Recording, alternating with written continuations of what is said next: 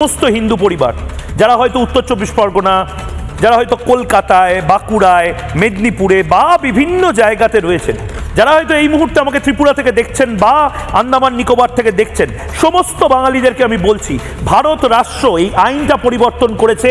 এই আইনটা সম্বন্ধে ভারতের সবাই জানে, কিন্তু কোনো এক বিশেষ কারণে বাংলার পুলিশ এই আইনটা যেন জানে না।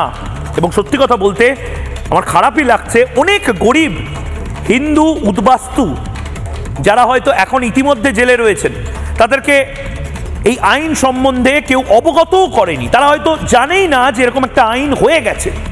31শে ডিসেম্বর, মাথায় রাখুন, 2014, 31শে ডিসেম্বর 2014 অবধি যারা যারা এই ভারতে এসেছেন বাংলাদেশ থেকে বা পাকিস্তান থেকে হিন্দুরা, তারা সিএ এর মাধ্যমে নাগরিকত্ব ইনস্ট্যান্ট পেয়ে যাবেন।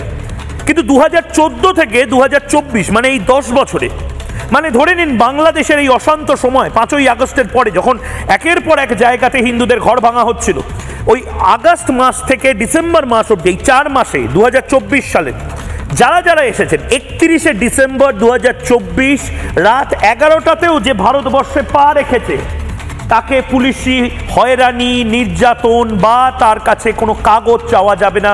সে বিনা কাগজে যতদিন ইচ্ছা ভারতে থাকতে পারে।